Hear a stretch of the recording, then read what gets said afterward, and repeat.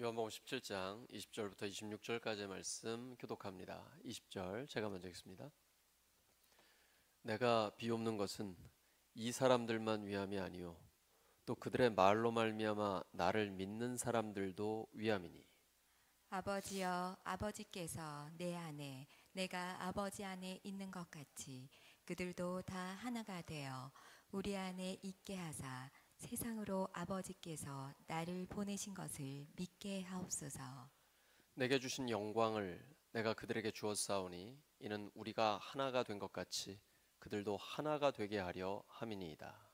곧 내가 그들 안에 있고 아버지께서 내 안에 계시어 그들로 온전함을 이루어 하나가 되게 하림은 아버지께서 나를 보내신 것과 또 나를 사랑하심 같이 그들도 사랑하신 것을 세상으로 알게 하려 함이로소이다. 아버지여, 내게 주신 자도 나 있는 곳에 나와 함께 있어 아버지께서 창세전부터 나를 사랑하심으로 내게 주신 나의 영광을 그들로 보게 하시기를 원하옵나이다. 의로우신 아버지여, 세상이 아버지를 알지 못하여도 나는 아버지를 알았사옵고 그들도 아버지께서 나를 보내신 줄 알았사옵나이다. 함께 읽습니다. 내가 내가 아버지의 이름을 그들에게 알게 하였고 또 알게 하리니 이는 나를 사랑하신 사랑이 그들 안에 있고 나도 그들 안에 있게 하려 함이니이다. 아멘. 연합과 영광, 연합과 영광이란 제목으로 하나님 말씀 전하겠습니다. 복음은 생명과 제자도를 위한 복음입니다. 예수님의 십자가와 부활의 복음을 믿고 영원한 생명을 얻은 우리가 예수님의 제자가 되어 이 땅을 살아갑니다. 이러한 제자들이 모여서 하나가 되는 것이 바로 교회입니다. 예수님께서는 십자가를 지시기 바로 전날 제자들을 위해서 간절히 기도하셨습니다. 그 내용이 요한복음 17장입니다. 오늘 본문을 읽어보시니까 예수님이 무슨 기도를 했는지 아시겠어요? 알 것도 같고 모를 것도 같고 좀 기도의 내용이 어렵지 않으십니까? 전 좀 어렵더라고요. 그래가지고 이 본문을 이해하는데 오랜 시간을 보냈습니다. 핵심은 그것입니다. 하나가 되게 해주시라는 것이고 영광을 보게 해주시라는 것이죠. 하나가 되는 것은 예수님이 아버지 하나님과 하나이신 것처럼 제자들도 하나가 되게 해주시라는 것입니다. 삼위일체 하나님, 성부, 성자, 성령 각각 존재하시죠. 그런데 완벽한 하나됨을 이루고 계십니다. 사랑으로 하나됨을 이루고 계신 것이죠. 우리가 다 이해할 수는 없습니다. 어떻게 성부, 성자, 성령 하나님이 한 분 하나님이십니까? 천국 가야 알 수 있을 것 같습니다. 성경을 통해서는 그렇게 말씀하고 계십니다. 성부, 성자, 성령 하나님이 분명히 독자적으로 역사를 하시는데 사랑 안에서 완벽한 하나됨을 이루고 계십니다. 그 삼위일체 하나님처럼 우리 제자들도 하나가 되라는 것이 바로 예수님의 간절한 기도의 제목입니다. 또 하나는 영광이죠. 요한복음에서 영광이라면 무엇입니까? 아버지여, 내가 영광을 받을 때가 됐습니다. 십자가입니다. 예수님의 십자가에서 하나님의 사랑과 공의가 나타났습니다. 그것이 바로 하나님의 영광을 드러낸 것이죠. 하나님은 예수님의 생명을 내어주실 정도로 우리를 사랑하십니다. 동시에 예수님이 죽으셔야 할 정도로 죄에 대해서는 반드시 심판하시는 공의의 하나님이십니다. 그것이 바로 하나님의 영광입니다. 우리를 하나님처럼 하나가 되게 하기를 원하시고 또한 하나님의 영광이 십자가에서 드러났는데 그 영광을 볼 뿐만 아니라 이 땅을 살아가는 동안에 하나님의 영광을 드러내면서 살기를 간절히 원하고 계십니다. 이 중요한 기도에서 처음 시작이 이렇게 됩니다. 1절에 아버지여 때가 이르렀사오니 아들을 영화롭게 하사 아들로 아버지를 영화롭게 하게 하옵소서. 성경은 때를 굉장히 중요하게 생각합니다.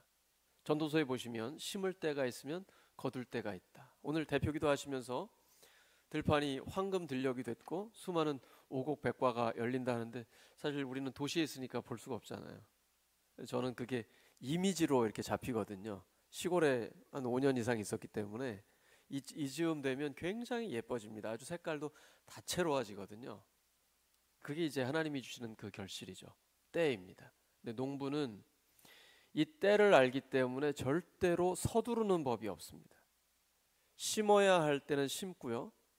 돌봐야 할 때는 아무리 더워도 가서 거름도 주고 비료도 주고 또 뽑아내야 될 건 뽑아내고 이러면서 철저하게 관리하고요. 그리고 거둘 때는 진통제를 맞으면서까지 병원에 가가지고 주사 맞으면서까지도 그 시간 안에 다 거둬야 되기 때문에 최선을 다해 추수를 합니다.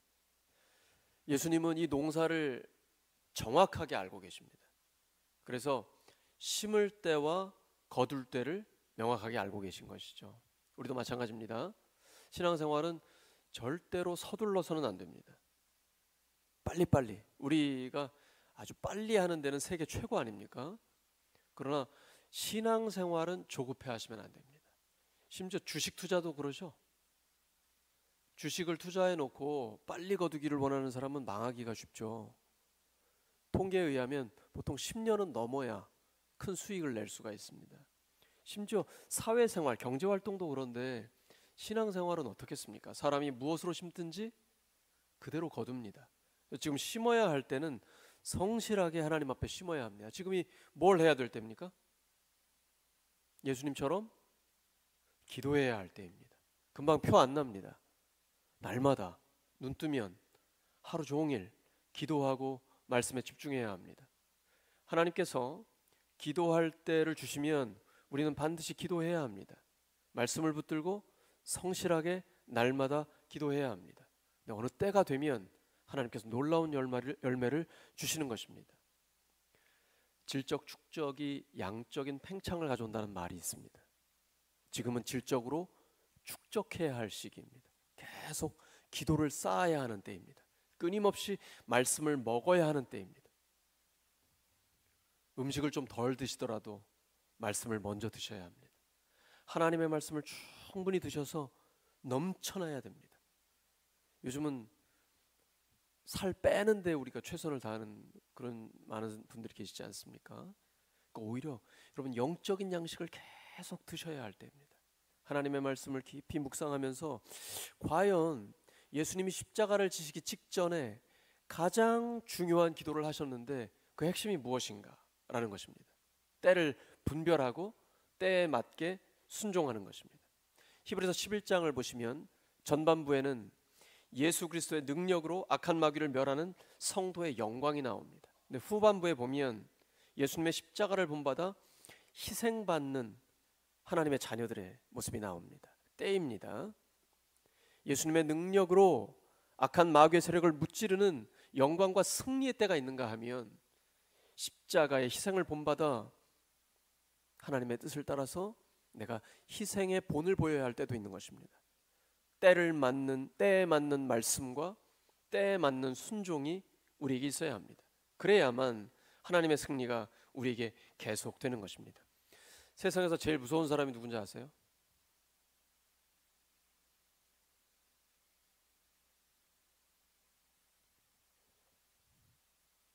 때를 분별하지 못하고 소신 있게 사는 사람입니다.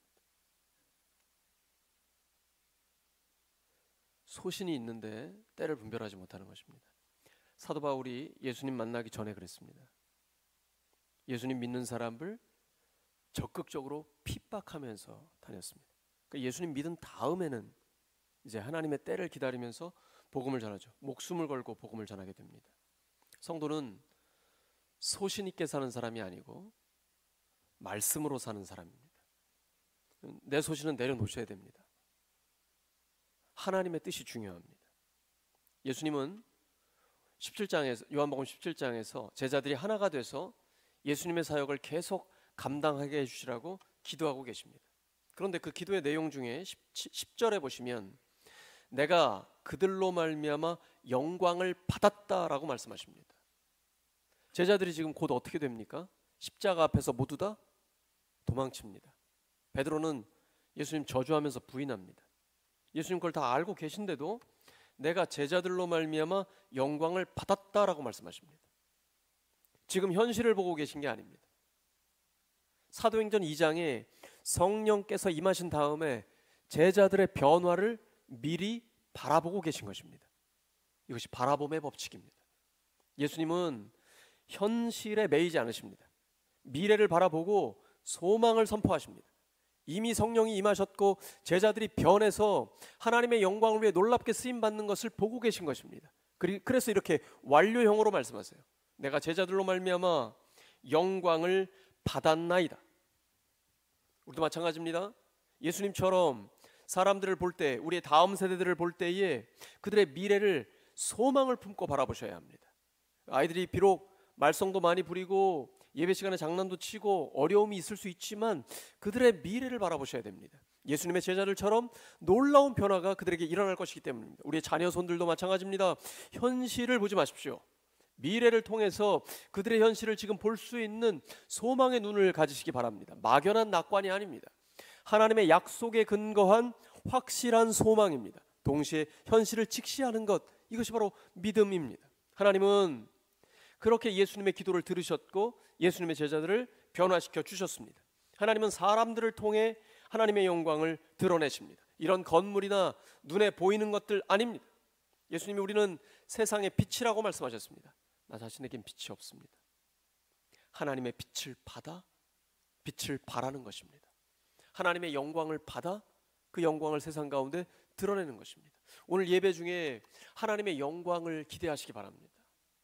예배 가운데 성령께서 역사하시면서 하나님의 영광을 우리 가운데 나타내 주시는 것입니다. 우리의 영혼에 그 영광의 빛을 비추어 주시는 것입니다. 그 빛을 받아, 그 영광을 받아 우리가 세상에 담대하게 나아가 그 영광을 발할 수가 있는 것이죠. 그러므로 우리는 하나님의 영광을 보고 그 영광을 전하며 하나님의 말씀을 듣는 사람들을 영광스럽게 변화시켜 주어야 합니다. 예수님 그렇게 우리가 하나님의 영광 안에서 하나가 되기를 원하고 계십니다. 그리고 그 영광이 주는 기쁨을 가지고 기쁨이 충만한 하나님의 사람 되기를 바라고 계십니다. 13절에 보시면 내 기쁨을 그들 안에 충만히 가지게 하려 하니. 신앙생활의 특징이 무엇입니까? 기쁨이 넘치는 것입니다. 만약에 지금 예배 드리는데 나에게 기쁨이 없다, 지금 나한테 무슨 큰 병이 든 거예요. 내 영혼의 병이 든 겁니다. 신앙생활을 하는데 기쁨이 없고 그냥 무덤덤하게 지내고 있다, 하나님의 영광이 무엇인지도 모르겠고 지금 내가 삶에서 날마다 하나님을 경험하지 못하고 있다, 지금 영적으로 매우 안 좋은 상태입니다. 그러면 오늘 예배 시간에 이게 회복이 돼야 됩니다. 예수님은 지금 십자가 앞에서 기쁨을 말씀하고 계십니다. 십자가는 낙심, 좌절 아닙니다. 절망 아니에요. 영광이요, 기쁨입니다. 부활을 바라보고 계시기 때문입니다. 그래서 예수님께서는 지금 우리에게 예수님의 그 기쁨이 충만하기를 원하는 것입니다. 예수님의 기쁨은 어떤 기쁨입니까? 하나님의 뜻에 순종하는 기쁨입니다. 십자가가 예수님의 기쁨입니다. 이해가 안 되죠? 그 세상 사람들이 우리를 어떻게 이해하겠어요?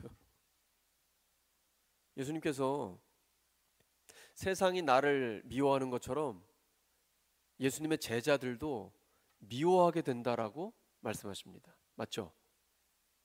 세상이 우리를 이유 없이 미워하죠. 하나도 없어요, 그런 사람? 세상 사람 중에 아무 이유 없이 나를 미워하는 사람 있습니까? 한 사람도 없어요? 만약에 한 사람도 없다면 내가 세상 사람과 똑같을 가능성이 높아요. 세상 사람은 자기들과 똑같으면 미워하지 않습니다.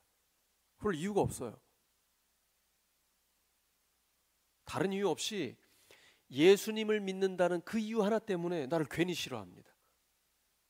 괜히 대적합니다. 인사해도 인사도 안 받습니다. 심지어 미워합니다. 아주 꼴 보기 싫다고 합니다. 영적인 문제예요. 이건 반증입니다. 내 안에 생명이 있다는 증거예요. 예수님이 내 안에 계시고 예수님의 생명이 있기 때문에 그것을 이해하지 못하는 세상 사람들이 나를 미워하게 되는 것이죠. 이게 바로 예수님의 말씀입니다. 그래서 예수님을 믿는 사람은 세상 사람들에게 미움을 받을 수 있다라는 걸 항상 생각하고 계셔야 됩니다. 그럼에도 불구하고 우리는 그들을 미워하는 것이 아니라 그들에게 사랑으로 다가가는 것이죠. 예수님이 네가 사랑하는 사람만 사랑하면 다른 사람보다 나을 게 뭐가 있느냐. 원수를 사랑하고 너를 핍박하는 자를 위해 기도하라고 말씀하셨죠. 바로 그것입니다. 예수님이 그러셨던 것처럼 우리도 마찬가지입니다. 14절에 내가 아버지의 말씀을 그들에게 주었사오매 세상이 그들을 미워하였사오니 이는 내가 세상에 속하지 아니함 같이 그들도 세상에 속하지 아니함으로 인함이니이다. 우리가 세상에 속하지 않기 때문에 세상에 속해 있는 사람들이 우리를 미워할 수 있는 것입니다. 그들은 마귀의 지배 아래 있기 때문입니다. 병법의 기본이 무엇입니까? 전쟁을 할 때, 지금 전쟁이 여기저기서 있는데 여러분 지금 이스라엘이 레바논을 공격할 때나 아니면 러시아가 우크라이나를 공격할 때나 이렇게 전쟁을 할 때 병법의 기본이 무엇입니까? 일단 뭘 먼저 쏴요? 미사일부터 쏘죠. 적들을 흩어버리는 것이죠. 우리 지상군이 들어가기 전에 적들을 싹 흩어버리는 것입니다. 그 다음에 들어가서 깃발 꼽는 거죠. 마귀의 전략이 이것입니다. 교회를 이기기 위해서 교회를 계속 분열시킵니다. 흩어놓습니다. 복음, 예수 그리스도, 하나님의 사랑, 성경 이런 본질이 아니고 비본질적인 것 때문에 갈등하고 싸우게 만듭니다. 오늘 점심에 뭘 먹을 것이냐, 뭐 맛이 있냐 없냐, 이번에 현수막을 하는데 무슨 색깔로 할 것이냐, 중요하지 않고 죽고 사는 문제가 아닌데 이런 거 가지고 자꾸 성도들이 갈등하고 싸우게 만든, 그게 목숨 걸 일이에요? 그게 그렇게 중요합니까? 그게 천국 가고 지옥 갈 문제예요? 아니잖아요. 근데 마귀는 그거 가지고 싸우게 합니다. 그래서 서로 상처받게 하고 갈등하고 다투면서 갈라지게 하는 것이죠. 이렇게 교회가 분열하면 아무 힘을 못 씁니다. 오늘 본문 이 짧은 7절 안에 하나 되게 해주시라는 기도가 얼마나 많이 나옵니까? 또 11절에 또 나오거든요. 예수님이 십자가를 지시기 전 마지막 기도인데 가장 중요한 게 뭐예요? 교회가 하나가 되는 것입니다. 요한복음 13장 34절과 35절이죠. 새 계명을 너희에게 주노니 서로 사랑하라. 내가 너희를 사랑한 것 같이 너희도 서로 사랑하라. 너희가 서로 사랑하면 이로써 모든 사람이 너희가 내 제자인 줄 알리라 라고 말씀하십니다. 예수님이 나를 사랑하신 것처럼 다른 사람이 연약할 때, 나한테 죄를 지을 때, 나에게 원수처럼 행동할 때 내가 먼저 사랑하라는 것이죠. 이렇게 서로 사랑하라는 것이죠. 서로 발을 씻어주고 서로 섬기고 서로 사랑하면 교회가 강력하게 하나가 됩니다. 이게 구호가 아니라 진짜로 우리 교회가 이렇게 되면 강력하게 하나가 돼요. 그럼 세상 사람들이 교회를 보면서 놀랍니다. 저 교회에는, 울산 성결교회에는 진짜 예수님이 있나 봐. 예수님은 온 인류의 모든 계층과 계급, 뭐 부하고 가난하고 상관없이 남녀노소 관계없이 하나로 만드는 강력한 힘이 예수님께 있는데 그 예수님이 울산 성결교회에는 있나 봐. 이렇게 알게 되는 거예요. 그리고 예수님을 믿을 수 있게 되는 것이죠. 이게 하나됨의 능력입니다. 교회는 분열하면 아무 힘도 못 씁니다. 하나님의 영광을 가리게 됩니다. 우리가 영광이라는 단어를 오늘 많이 쓰고 찬양도 했어요. 그 영광이 무엇입니까? 하나님의 하나님됨을 드러내는 것입니다. 예수님이 정말 우리 교회 안에 있다라는 것을 세상 가운데 만천하에 보여주는 거예요. 그러려면 사랑으로 하나가 되어야 합니다. 지금 이 시대는 공동체가 다 깨어져 있습니다. 가정도 깨졌고 제대로 된 공동체가 없어요. 그러나 많은 사람들은 공동체가 되기를 원합니다. 아리스토텔레스가 말한 것처럼 우린 사회적 동물이에요. 존재론적으로 공동체이기를 원해요. 그래서 우리의 생각과 감정을 나누기를 원합니다. 온라인, 오프라인에서 하려고 애를 써요. 됩니까? 죄가 있기 때문에 안 돼요. 모든 사람이 죄를 범하였음에 하나님의 영광에 이르지 못합니다. 이 문제를 해결하려고 예수님이 오셨어요. 예수님이 그 모든 죄를 대신 지고 십자가에서 죽으시고 부활하셨습니다. 이제 예수님을 믿는 사람은 이 죄의 문제로부터 자유롭게 됐습니다. 참된 자유를 얻은 사람이 온전한 공동체를 이룰 수 있습니다. 온전한 공동체의 특징이 무엇입니까? 자율성, 다양성, 상호 의존성, 신뢰입니다. 억지로 시킨다고 됩니까? 공동체가 원하는 공동의 목표, 하나님 나라의 아름다움을 드러내는 걸 억지로 강요한다고 돼요? 자율적으로 해야죠. 그리고 다양성을 인정해야 됩니다. 전체주의, 공산주의, 이거는 공동체가 아니에요. 획일적으로 하나가 되는 것은 참된 공동체가 아닙니다. 진짜 공동체는 다양성 속의 일치입니다. 한 사람 한 사람의 개성을 다 존중하되 복음으로 그리스도 안에서 하나가 되는 것이죠. 이 공동체로 모이지만 개성 한 사람 한 사람을 존중해 주는 것입니다. 개인이 함몰되지 않아요. 공동체로 하나가 되는데 한 사람 한 사람의 컬러가, 그 색채가 아름답게 드러나는 것입니다. 그런가 하면 우리는 직간접적으로 다 도움을 받고 도와주게 되어 있습니다. 상호 의존성이에요. 상호 간에 존중하는 것이에요. 그래야 진짜 공동체가 됩니다. 무엇보다도 중요한 게 신뢰입니다. 신뢰가 있어야 공동체가 만들어지고 또 유지됩니다.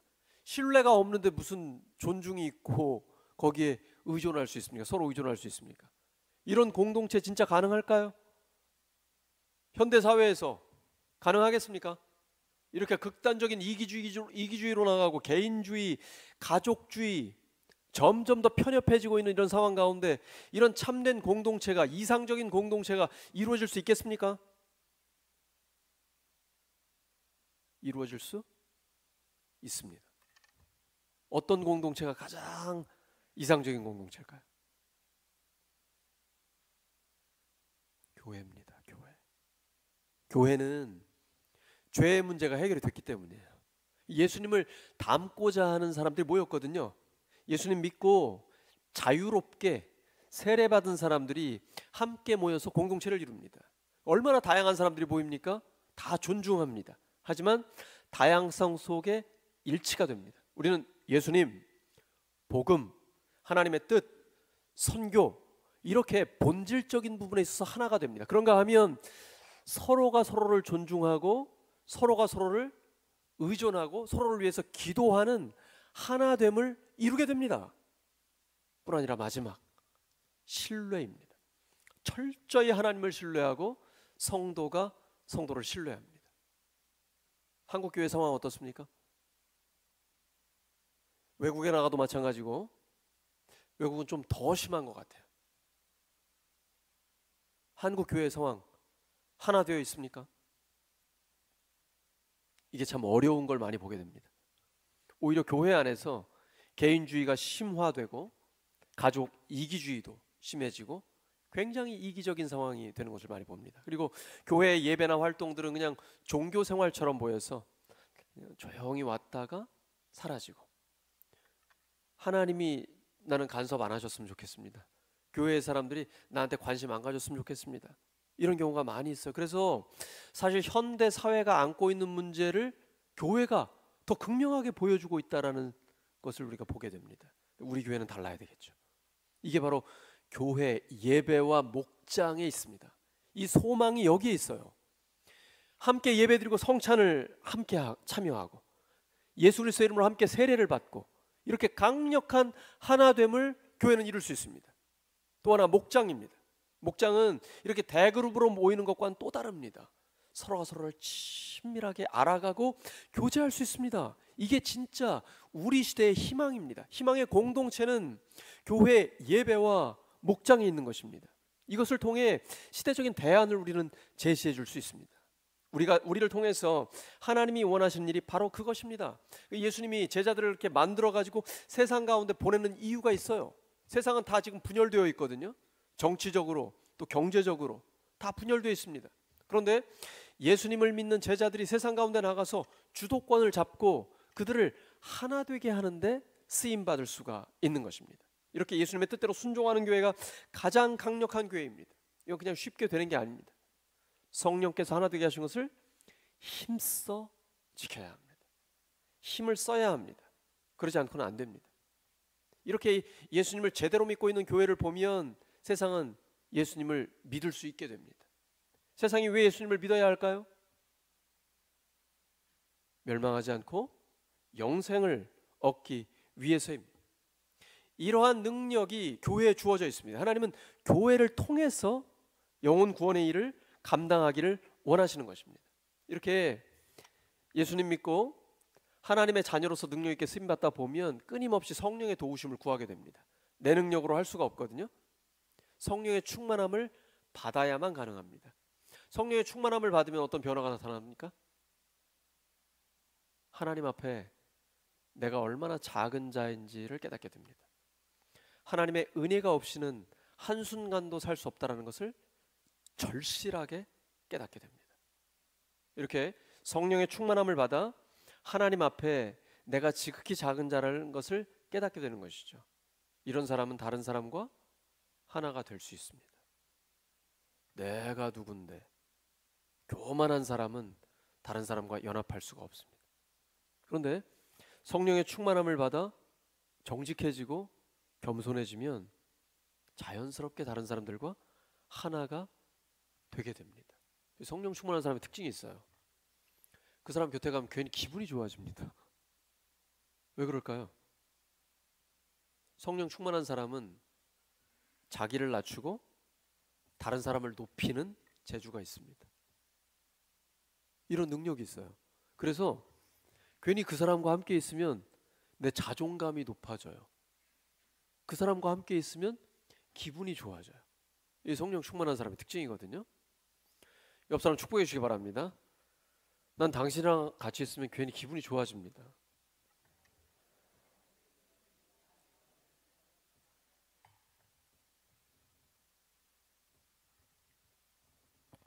교회가 성령의 충만함을 받으면요, 사람들이 자연스럽게 교회에 모이게 되어 있습니다. 왜냐하면 사람들은 생명이 있는 곳에 오게 되어 있습니다. 우리 바로 옆에 한 달 정도 리모델링을 하더니 음식 맛이 달라졌습니다. 식당의 음식 맛이 달라졌어요. 제가 지금 자주 가거든요. 일주일에 2번도 가거든요. 근데 점점 더 사람들이 많이 옵니다. 여러분, 음식 맛이 달라지면 사람들이 모입니다. 교회의 성도들이 성령의 충만함을 받잖아요. 자연스럽게 사람들이 모입니다. 목장에 목자 목녀와 목장 식구들이 성령의 충만함을 받잖아요. 자연스럽게 모이게 되어 있습니다. 사람은 영적인 존재입니다. 그래서 생명이 있는 곳에 가고 싶습니다. 물질로는 완전한 만족이 안 됩니다. 아무리 돈을 많이 벌어보세요. 아무리 세상 것들을 많이 취해보세요. 참된 만족이 있습니까? 만약에 참된 만족을 느끼고 있다면 그 사람은 큰 문제를 안고 있는 사람입니다. 심각한 문제를 안고 있는 사람입니다. 영적으로 아주 깊은 질병에 걸린 사람입니다. 창조주 하나님은 피조물인 인간을 만드실 때에 하나님의 형상대로 만드셨습니다. 하나님이 아니고는 참된 만족을 누릴 수 없게 만드셨습니다. 그래서 모든 사람은 하나님을 찾습니다. 근데 그걸 자기가 인식하지 못하고 물질적인 것, 쾌락, 다른 것을 따라가고 있는 것입니다. 우리가 빨리 그 사람들에게 복음을 전해야 합니다. 그들로 하여금 예수님을 믿고 참된 만족, 참된 하나님의 사랑을 누릴 수 있게 해줘야 하는 것입니다. 교회가 이러한 일을 감당할 수 있습니다. 근데 교회는 더 건강해져야 합니다. 우리 교회가 너무 건강하고 점점 더 좋아지는데 더 건강해져야 됩니다. 그러려면 가장 중요한 것이 있습니다. 사랑과 신뢰입니다. 교회가 하나 되는 것은 사랑과 신뢰입니다. 성경에는 사랑과 신뢰를 통해서 하나가 된 이야기들로 가득 차 있습니다. 야곱이 죽었습니다. 그러자 요셉의 형들은 불안해졌습니다. 요셉이 자기들에게 보복할까 두려운 것이죠. 그래서 거짓말합니다. 아버지가 죽기 전에 말씀하셨다고 말씀 안 하셨는데, 요셉, 당신이 우리한테 보복하지 말라고 말씀하셨어요. 우리를 좀 불쌍히 여겨주세요. 요셉이 이 말을 듣고 눈물을 흘립니다. 형들이 너무 불쌍한 거죠. 신뢰관계가 없는 거예요. 아버지가 있으니까 요셉이 참았다 라고 생각했던 것이죠. 요셉이 얘기합니다. 형들이 나를 미워서 이곳에 보냈지만 사실은 하나님이 보내신 겁니다. 하나님은 그 악을 선으로 바꿔주셨습니다. 내가 어찌 하나님을 대신하겠습니까? 난 여러분 용서했고요, 끝까지 여러분의 자녀들까지 돌볼 겁니다.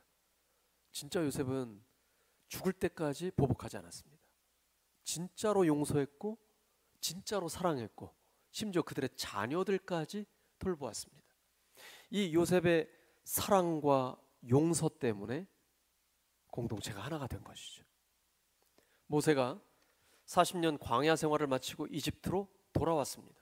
사실 이 사람은 살인자로서 광야로 나간 사람, 도망친 사람입니다.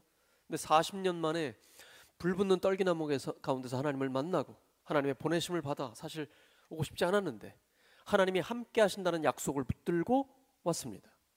근데 이스라엘 백성들이 달라졌어요. 하나님이 모세에게 말씀하셨고 하나님께서 모세와 함께 하신다는 것을 보자 이스라엘 백성들이 모세를 믿게 됩니다. 신뢰관계가 회복된 것입니다. 이러면서 이스라엘 공동체가 하나가 됩니다. 다윗과 요나단 어떻습니까? 사랑과 신뢰로 하나 된 사람들이죠. 그런데 그 두 사람이 사랑하고 신뢰할 수 있는 사람들입니까? 정치적으로 어때요?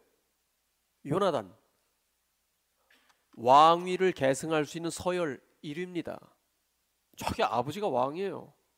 다윗이 있으면 자기 왕 될 수 없습니다. 그런데 요나단은 하나님이 다윗을 왕으로 세웠다라는 것을 알았습니다. 그래서 자기의 야망, 당연히 자기가 누릴 그 권리를 다 내려놓았습니다. 그리고 다윗을 살리기 위해 최선을 다합니다. 끝까지 다윗과 요나단은 사랑과 신뢰를 놓지 않았습니다. 바로 이 사랑과 신뢰가 이스라엘 공동체를 하나 되게 만들었습니다. 히스기야 시대에 아수르가 침략해 왔습니다. 유다는 힘이 없습니다. 아수르가 하나님을 조롱하고 하나님의 백성을 모욕합니다. 히스기야 왕이 명령을 내립니다. 아무 말도 하지 마라. 이 고난 가운데 유다 백성 전체가 침묵으로 하나가 됩니다. 이게 중요합니다. 고난당할 때는 침묵해야 합니다. 고난당할 때에 말을 많이 하면 무너질 수 있습니다. 교회가, 목장이, 가정이 어려울 때 회의를 많이 하면 안 됩니다. 그러면 무너질 수 있습니다. 사람들이 말을 많이 하면 안 돼요. 그러면 무너질 수 있습니다. 고난당할 때는 기도해야 합니다. 침묵하고 기도해야 합니다. 그러면 하나님께서 살리십니다. 유다 백성이 히스기야 왕과 함께 전부 다 침묵했습니다. 지금 절체절명의 위기입니다. 나라가 망하게 생겼어요. 최강국인 아수르 제국에 의해서 예루살렘이 둘러싸여 이제 무너질 그 상황입니다. 직전이에요. 이때 침묵하고 히스기야가 기도했고 이사야에게 기도를 부탁했습니다. 그리고 하나님께서 하나님의 방법으로 승리를 주셨습니다. 우리 교회는 이래야 합니다. 고난당할 때에 말하면 안 됩니다. 고난당할 때에는 침묵해야 합니다. 그리고 기도해야 합니다. 그러면 하나님이 승리하게 해주십니다. 이렇게 해서 유다 공동체가 하나가 된 것입니다. 말씀 정리합니다. 믿음이란 때를 분별하고 때에 맞게 순종하는 것입니다. 지금은 기도할 때입니다. 우리 새벽 기도하시는 분들이 점점 더 늘어나고 또 새로운 분들이 나오셔서 너무 감사합니다. 예수님의 기도 제목은 우리를 하나 되게 해주시라는 것과 하나님의 영광을 보게 해주시라는 것입니다. 사랑과 신뢰로 하나가 될 수 있습니다. 사랑과 공의로 하나님의 영광이 나타나게 됩니다. 복음으로 하나가 돼서 하나님의 영광을 위해 쓰임받는 우리 모두가 되기를 예수 그리스도의 이름으로 축원합니다. 기도합니다. 이 시간 합심하여 기도할 때에 말씀을 기억하시면서 성찬 예식을 위해서 하나님 앞에 간절히 기도하겠습니다. 하나님 아버지 도와주세요. 이 시간 주님 뜻대로 공동체가 하나가 되게 해주시옵시고 성찬 예식을 통해서 다시 한번 하나됨을 확인하는 시간 되게 해주시옵소서.